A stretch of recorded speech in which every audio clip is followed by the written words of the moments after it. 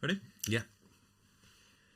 Hi, it's Rob from Marsicans. I'm here again with my... No, I'm going to start that again. Okay. Shit. Hi, it's Rob from Marsicans. I'm here again with the most handsome man in Bradford, Mickey Dale. Hello. And we're going to talk to you about some of the weird and wonderful sounds in Can I Stay Here Forever from Ursa Major, the best album that's ever been released. Can I stay here forever? 'Cause people are moving but not together. So, weird stuff.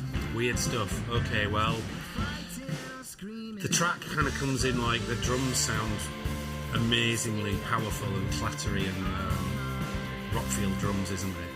Yeah, that's definitely thanks to corridor microphones.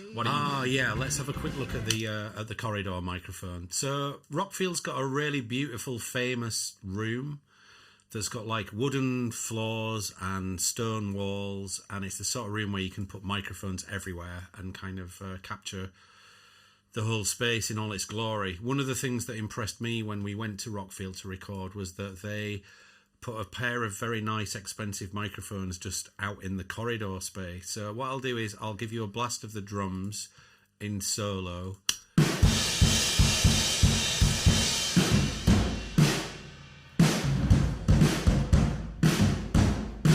So you can just really kind of feel the whole three-dimensional quality of the room. Now I'm going to pop the corridor mic in solo just so you can kind of hear what's going on there.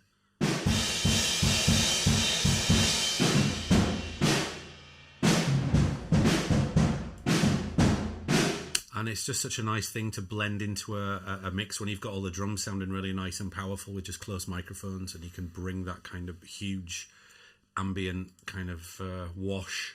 The interesting and kind of amusing thing about the particular corridor in question is that it goes down to the toilet at the end. So if you flush the toilet and it was kind of like doing its thing afterwards, I don't know what toilets do. I'm not a plumber. It did have a very good flush as well. It kind of sounded like a million colonic irrigations all happening at the same time. You were able to listen to it in the control room through the corridor mics, and it's the best I've ever heard a toilet sound. Also notable in this song, Ollie's guitar. During the recording of this album, I would often remark to Ollie, I don't know if he really appreciated it anyway, but he tends to dial in guitar tones with his various pedals that kind of remind me of ice cream vans in the 1970s when I was a young lad growing up. So let's have a look at where is a good point to showcase some of Ollie's ice cream van. There's a cool guitar line that he does in the chorus where we were using a Boss DD3, just a delay pedal which has like a hold feature on it. So we kind of tempo matched ish the song, and Ollie would play a phrase and then let it loop itself. So that kind of happens here. Let's have a look, see if we can find it. I'll roll up to the chorus and then put him in solo.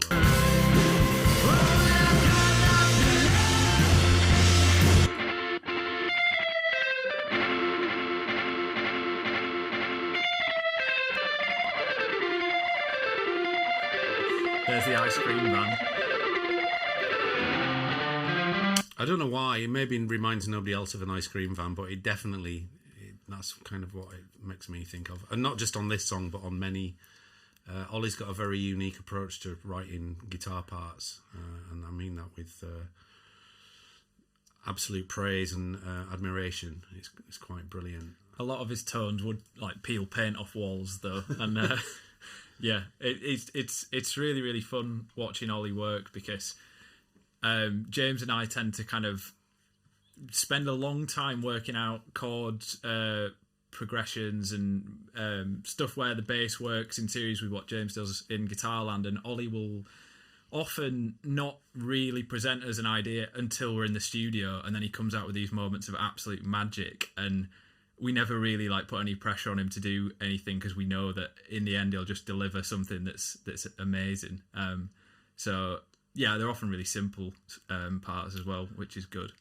Let's have a quick look at Middle 8, because after the second chorus in this song, everything feels like it's motoring at full pace, but then the Middle 8 kind of takes it up another level, but then everything drops away to this beautiful post Middle 8 section where where we used at Rockfield. They've got a very beautiful Fender Rhodes electric piano from the 70s that's very well maintained, and so it has like a big speaker cabinet that sits underneath it, and so I'll just roll the track and kind of when we get to that bit we'll solo the Fender Rhodes.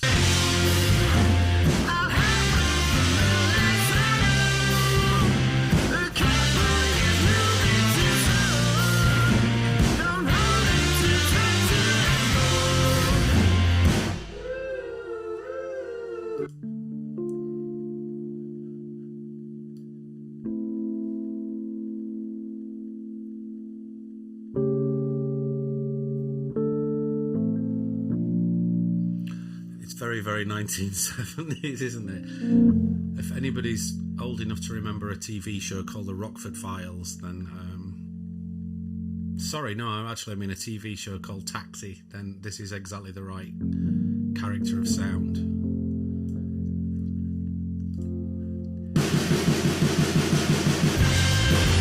There's nice. It's the ice cream van that comes in afterwards. Oh yeah. We're going to look for Ollie's ice cream van guitar solo. But I am very, very much into that Machine Gun snare film.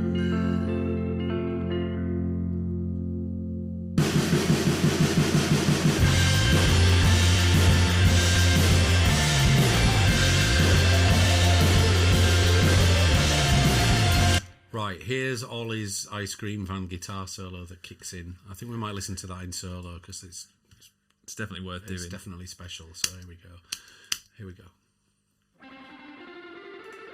Subtle fade.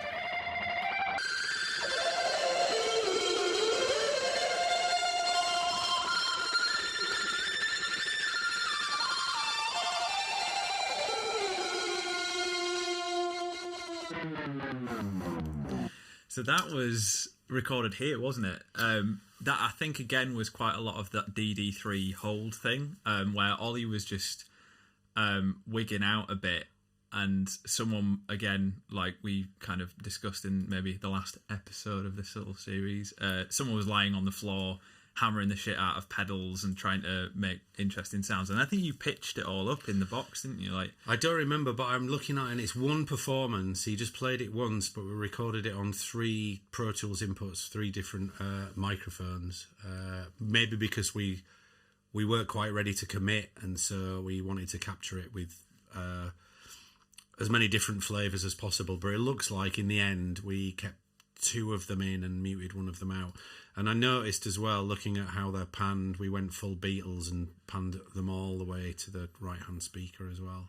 It's probably worth mentioning we DI'd a lot of the guitars as well, didn't we, during the process? And some of them ended up staying in, I think. That will be why that one is muted, because that is probably like in this case, we took a DI off the guitar so we could put it through another amplifier later on if we decided that we weren't quite happy with the tone. But in this case, we just boshed that off. Should we hear it again? Ollie's ice cream van. Do you want it in the track or?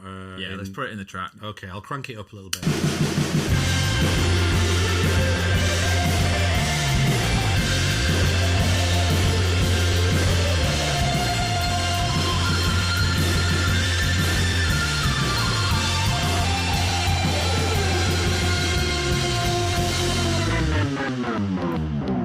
Yeah, there at the end, I think like we just decided to just bring it back down an octave for those like weird, delay pedal things that guitarists in the country will all recognise. He's a very unique guitar player for sure. It's a shame he's not here today to kind of be embarrassed while we praise him. Is there any loop stuff on this we should look at? There's a lot, yeah. Right, okay, let's go through and look at some of the loops. There's a lot of looping on the album. So it probably ties in with the corridor drum stuff. In like what me and Mickey will argue till the death over is potentially verse 2 or verse 3, depending on your perspective. The kind of drums all just go to the corridor mic, so you just hear this like really roomy sound on the record, and underneath all of that, and underneath James's vocal, there's all these kind of mad loops of vocals. Like solo, the corridor stuff that happens in the next verse, and all the look at some of the loop stuff.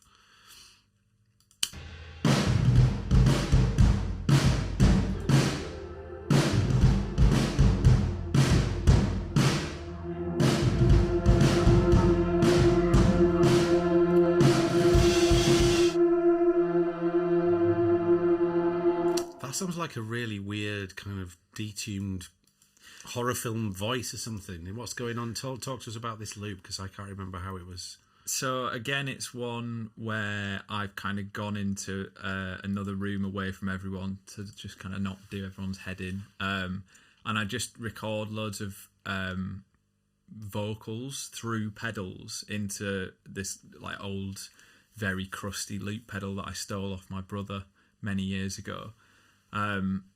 So I use like quite cheap guitar pedals and layer everything. And the reason that this is detuned is because when I'm singing these things, I sometimes sing them out of tune. I'll give myself like, an F or whatever I need. And then I keep doing it for ages and ages. And because I'm a rubbish singer, sometimes they end up out of tune. But you must have been pretty far off for it to be to be detuned to this kind of. Oh, there's more loop. There's loads.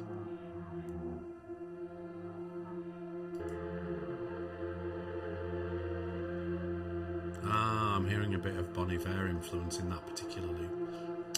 Let's just go back and look at that other loop, because I'm hearing a bit more of a Bon Iver kind of thing going on in these. There's 3 sets of loops running in this, just in this third verse of the song, or second verse if you're the songwriter, third verse if you're the producer.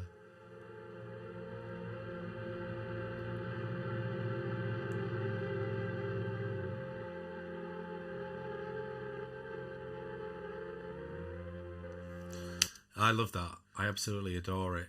It's nice that the whole point of this is to kind of let people hear some of the things that you probably don't even know exist in the songs on this album that we made last year. We tend to bury a lot of the weirder stuff, because like we're a guitar band. I would argue we're a pop band. Some people might argue the opposite view, but it's important for us to have like all of the lead vocals really loud and all the big guitar riffs really loud, and we like to make music that people want to jump around to and dance along to and that kind of thing. But we also, I think a lot of us are big fans about ambient music and more left field music, so there's definitely that element underneath all that, and I think it underpins all of the kind of big in your face stuff. And this song's well in your face, so it's nice to have it there.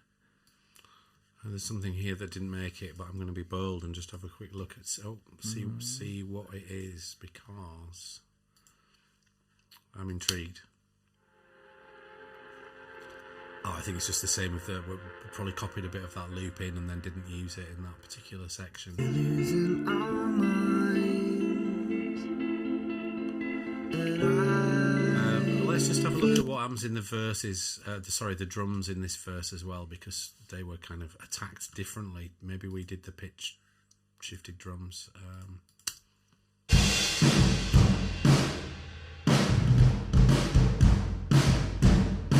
Thought I do another. I think we should sit down and have it said. There's so many conversations that we get.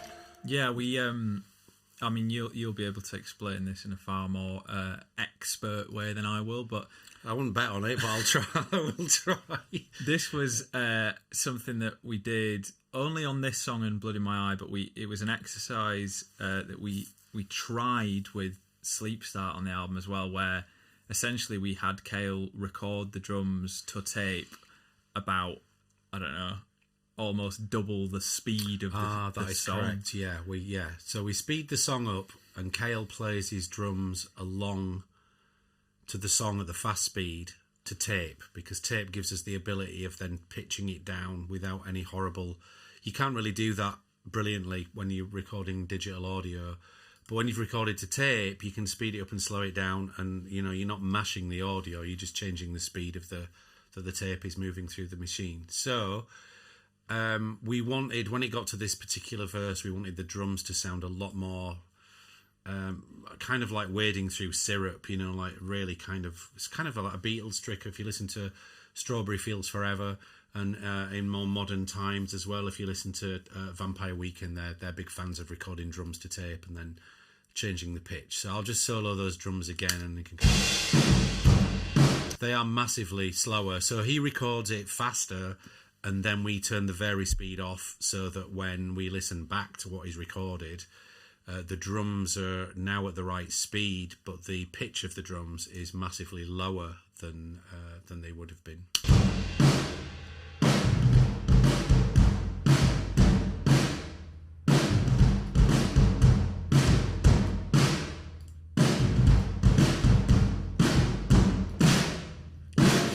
There they are at the right speed.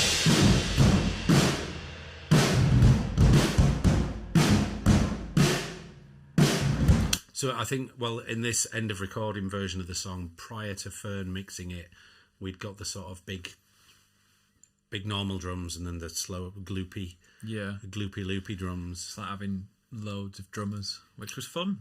And it was particularly fun watching Cale try to keep up with himself. He's a very good drummer, and watching him work out all these intricate parts during the writing of the album was fun. But watching him play them then, super fast and stay in time to a click track was quite. Let's put it this way: he was sweating a lot. He was sweating, bless him. But as soon as when we got to Rockfield and we decided to re-record all the drums, because we were in a studio that is world famous for being able to get brilliant drum sounds, Cale recorded not only the drums on the 12 songs that appear on Ursa Major album, but he also recorded drums on 4 songs that are not yet released that will hopefully see the light of day in 2021. So he managed to do all of that in 4 days, 3, 4, very quickly anyway. And then, bless him, he spent the rest of the time walking around in a Hawaiian shirt, in sunglasses, carrying a Bacardi and Coke, sitting outside in the sun while the rest of us were in a very dark, warm kind of studio environment. Yeah, I'm sure he had a pretty good week that week, to be honest. Yeah, it was pretty phenomenal.